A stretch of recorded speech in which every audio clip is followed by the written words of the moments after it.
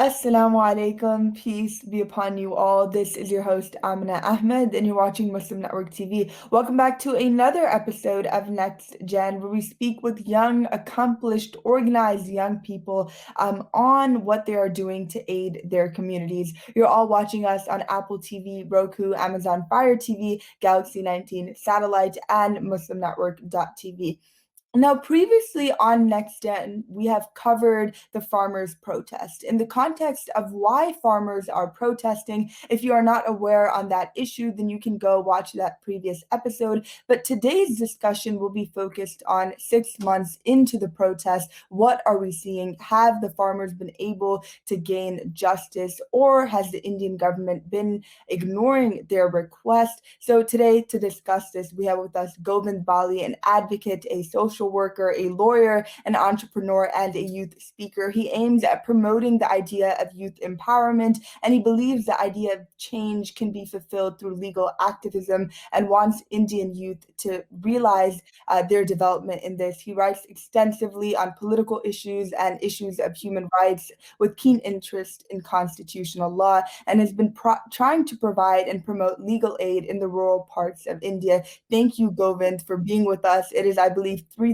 a.m. In India right now. I really appreciate you joining us and the work that you do as well in India. Thank you so much. Thank you so much. Now, Govind, we have been seeing these protests go on for the past 6 months. Has the Indian government responded in any way, and what does that response look like? See, the protests have been going on for more than 6 months, to be honest. The actual protests which have been highlighted have been going on for 6 months, but farmers were sitting in the state for a long time. There were some communications by the government. They were ready to repeal certain laws, but even the people who were supporting these laws now understand that by taking away oxygen from the Essential Commodities Act or pulses from the Essential Commodities Act is actually a bad step. When you come back to the practical implications of it, edible oil has become 222 rupees per liter in India, which was earlier around 60 to 70 rupees a liter. Then it went up to 100 rupees a liter, but now it's at least 222 rupees per liter.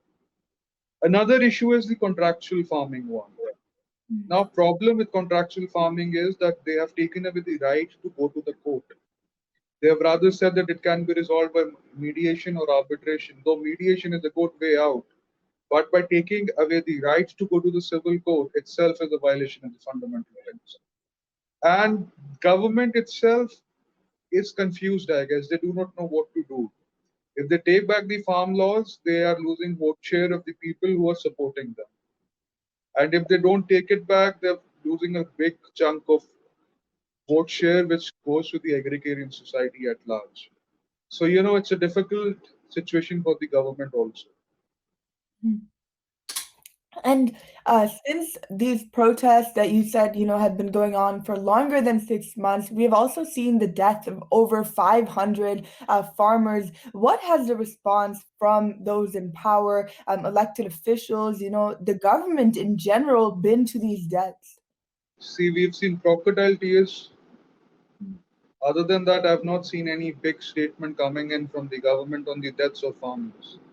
500 is the reported number from the deaths on these big protest sites. But what about the number of deaths that have happened while the farmers were going back to their states? Right. Because of pandemic, a lot of farmers have lost their life. Other than that, what about the number of suicides that have taken place because of low crop prices? So all those deaths need to be accounted for, and then a solution needs to be brought in. In an agrarian society like India, if farmers are committing suicide, it's a big government failure and it's a big policy failure. So a policy needs to come in which actually empowers the farmer. Right, and we have seen calls to shut down these protests because of COVID-19, the second wave of COVID-19 in India that has taken the lives of so many. We've seen the reported numbers and the numbers that experts are estimating far surpass those. What do the farmers think? Will they shut down these protests? Will they See, go?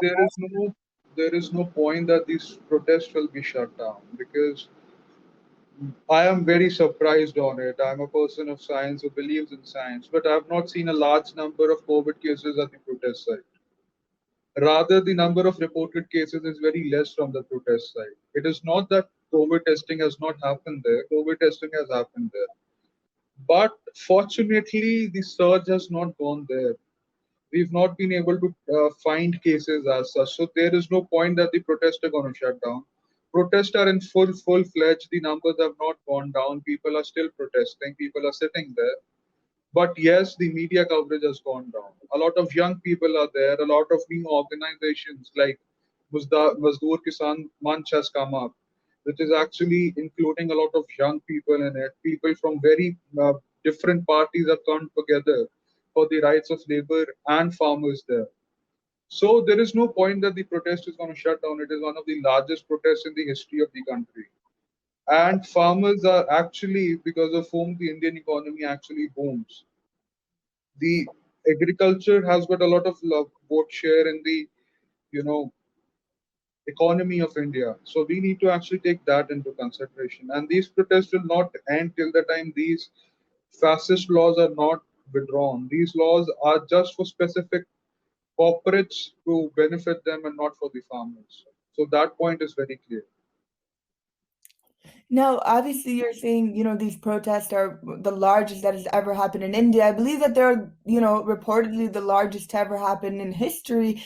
Now, what has it been like as someone on the ground in these protests? You have made it a point to make sure to attend, to fight with these farmers. What have you seen on the ground? I've seen people being very secular in each other. For people from Maler Kotla who are reading namaz are actually there on Gurupura serving the langar. You see people who belong to Sikhism actually sitting down with someone from another community and having food. I have seen people from all the communities coming together holding hands just for farmers. Name a state in India which has not participated in the protest. I have seen a person from Northeast in the protest. I have seen from the South. I've seen from Kashmir. I've seen people from all parts of the country sitting there. So it tells us one thing, that people do realize what their rights are and the Constitution of India is still alive. And to save the Constitution and so save the country, these protests, which are constitutional in nature, will keep on happening. Certainly, there have been incidences which are not constitutional. Uh, People were attacked. Sometimes a weapon was also used, and I do not support that. I believe in peaceful protests. And farmers have tried their best to do peaceful protests. There have been a lot of deviations. People have tried to infiltrate the protest and make them wrong, but that does not happen. And that does not happen because there is no one leader in this protest. Everyone in itself is fighting a battle, and that battle is of livelihood. That battle is jobs for all, health for all. That battle is for food for all. And till the time that is not given, the government needs to realize that we are not going to be running through the false propagandas. We are going to have a better India in which everyone needs education, where jobs are a must, where hospitals and the medical infrastructure is good. Right. And Govind, you talk about a environment that is full of unity for the justice of the farmers, and that these protests are definitely not going to shut down until these laws are completely repealed. But as a lawyer, right, what has your role in these protests look like? What has your aid to the farmers been like so far? See, I remember that the protests started somewhere in October, November last year. A group of 4 to 5 farmers at the age of 70, 75 were arrested by the police at night, saying that they are a threat to the security of the state. At around 1:30 at night, we got them out of the police station. So that was the first step. Other than that, it's not only me who's working, there are tons of lawyers. I mean, I don't think, apart from few lawyers, there are a lot of lawyers who are there working for farmers. We worked together for getting bails of the farmers who were illegally arrested, people who were detained without any reason. Latest case was in Tohana, where Section 307 was imposed on a farmer, saying that he attempted to murder a member of the Bharatiya Janata Party. But later on, that FIR was cancelled. The affidavit was given by that person. So all those things are done by lawyers. Other than that, lawyers are being a big think tank. They are the ones who are talking about the policy change that needs to come in. So there are some fundamental differences between the laws that are in place right now. We need to understand that also. Now the law talks about contractual farming, but it does not talk about the way the amount of and the price of the crop will be settled. They talk about mediation, but they do not talk about what will happen if mediation does not take place. So those all points need to be taken into consideration. Other than that, MSP has been removed from that. On one hand, on national television, we are told that MSP is not removed or repealed, but it is nowhere in the law. It is nowhere codified, and oral agreements do not work in the law. So, when you are saying that there is a law on a minimum support price, then where is it written? Just show us that. It is not written anywhere. Other than that, biggest problem is that it was very sad that walls were made in front of the protest site, barricades were made, iron nails were put in. I mean, this much of security is not even required on the India-Pakistan border because our army is very strong to protect us. But I do not know why were we so scared of the farmers. So there seems to be two things, right? A lack of clarity from the side of the government, and as well as these precautions, like you said, that are being taken against farmers who are, for the most part, peacefully protesting and demanding what is truly just theirs, right? What is rightfully theirs. Govind, we will continue to talk about these protests, what is happening on the ground, as well as what people across the world can do to help these innocent farmers who are fighting for their rights. Thank you all so much for joining us, and we'll be right back after our short break.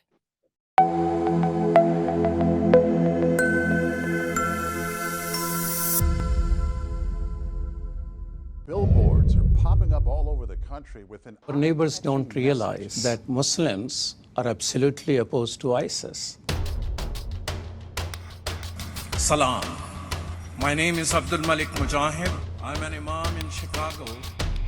60 shots! No peace! No justice! No peace! So how do we bring up the energy which can really have an impact on the world?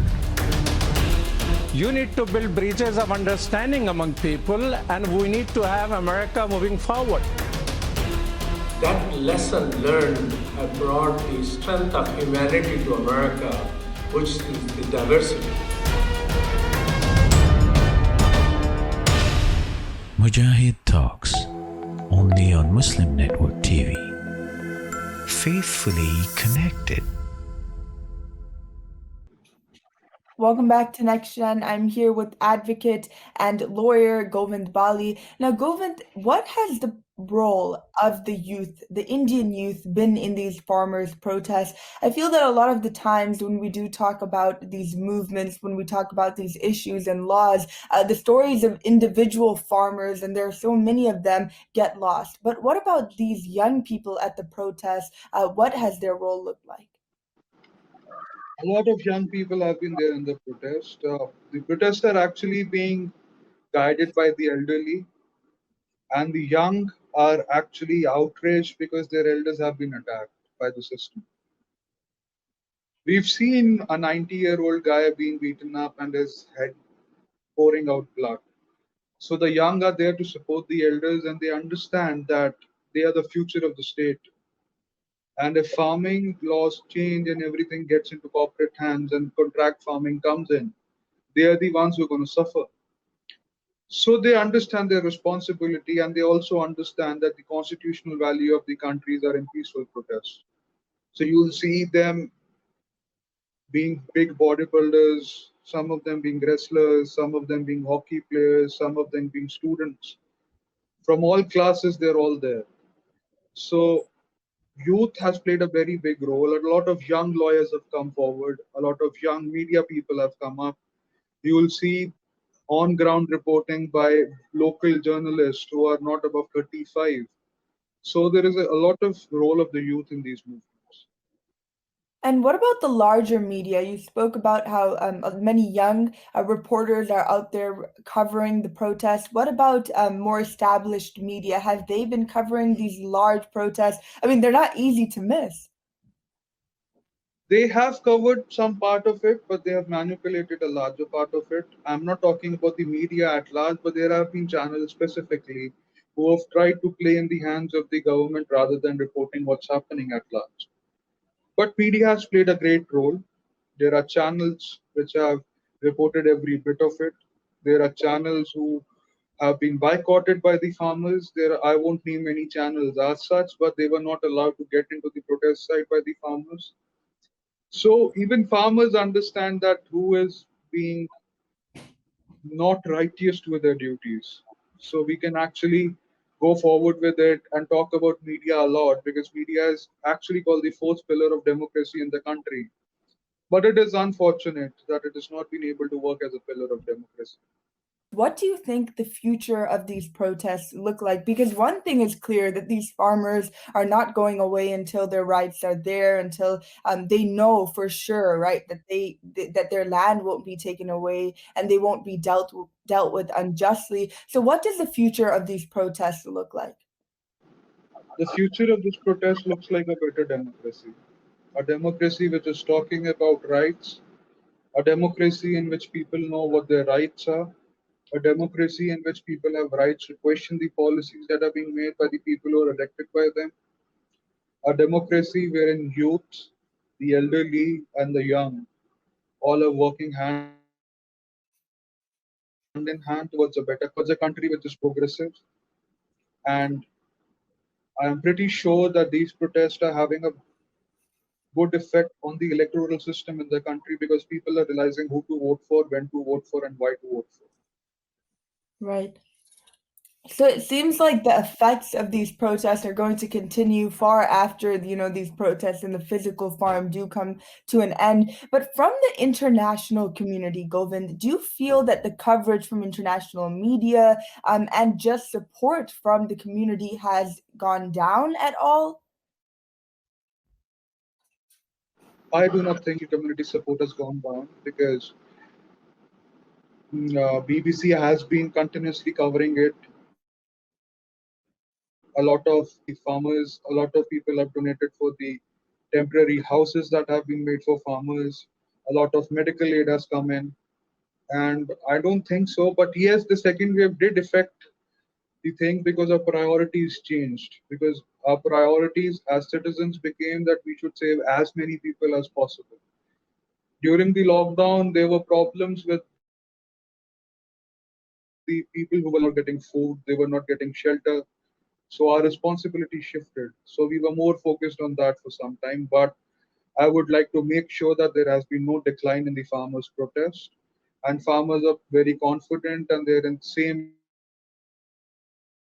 in number and they work Yeah, I can hear you. You're just cutting out a bit. But Govind, my question to you is that do you think, the international community, aside from just sharing on social media, aside from informing people around them about these protests, what the else can they do to help the farmers? the farmers are self-sufficient. The Indian farmer has always been self-sufficient. And I guess the biggest support could be that we could come up with a better policy for the country. Social media has been a big chain for the movements all around the country or somewhere else. But what needs to be taken into consideration is that we should not share anything which spreads hate. We should spread love all around. We should spread peace all around. And till the time peace and love are all around in the air, things will happen peacefully. And things But are happening right now, Govind Bali. Thank you so much for joining us here on Next Gen. And thank you for the work that you're doing to uplift the farmers in India, whether it be legally and you're on the ground as well, protesting, making sure that you're in touch there. So thank you, Govind, for being here with us today. thank you so much. And thank you to our audience for tuning in today. And until next week on Next Gen, we will see you all. Assalamu alaikum. Peace be upon you all. Take care, everyone.